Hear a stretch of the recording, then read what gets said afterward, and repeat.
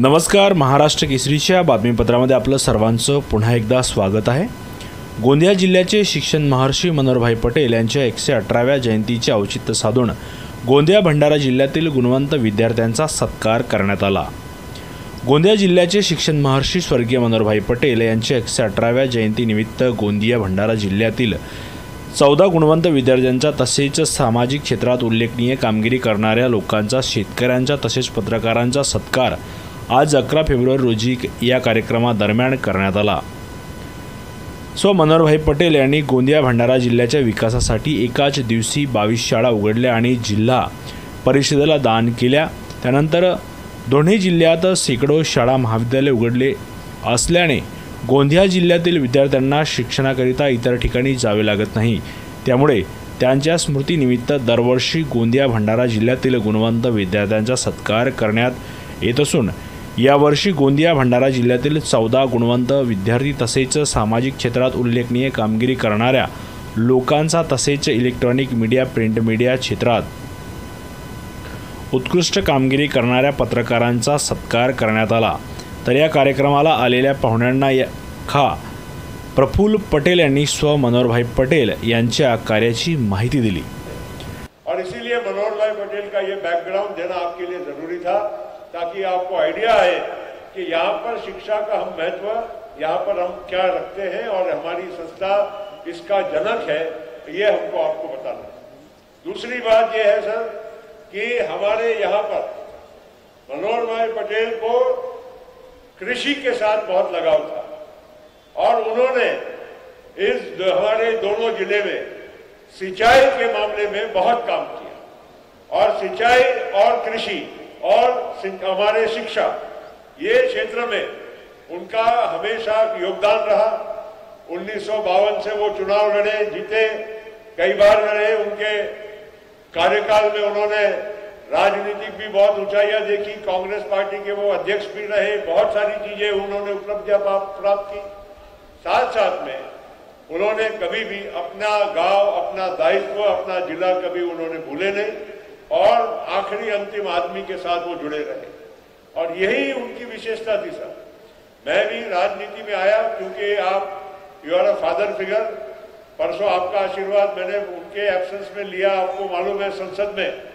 तो मैं आपको कहना चाहूंगा कि वो इस हमारे दोनों जिले के लिए एक अलग पहचान रखने वाले, एक अलग उनके प्रति लोगों का लगाव था। तर या कार्यक्रमाला आलेले उपराष्ट्रपती जगदीप धनखड यांनी देखील मनोहरभाई पटेल यांनी केलेल्या कार्याची दखल घेत प्रशंसा केली। प्रफुल्ल भाई पटेल को लंबे समय से जानता हूं, लोकसभा में रहे, राज्यसभा में हैं, पर यहां आकर पता लगा कि इन्होंने अपने पिता का अनुसरण करने में कोई कसर बाकी नहीं रखी। मनोहरभाई पटेल जी 25 वर्ष तक गोंदिया म्युनिसिपलिटी काउंसिल के अध्यक्ष रहे। प्रफुल्ल पटेल जी ने भी राजनीति की ट्रेनिंग यहाँ से ली और 7 बार रहे। ये बहुत बड़ी उपलब्धि है। आपके पिताजी जो बदलाव के केंद्र रहे हैं, शिक्षा में भारी योगदान किया है। शिक्षा सबसे बड़े बदलाव का केंद्र है, माध्यम है। आपने भी ऐसा ही काम किया। पिताजी 4 बार विधानसभा में रहे। इतनी लंबी राजनीतिक पारी खेलने के बाद और अभी तो जारी है मामला।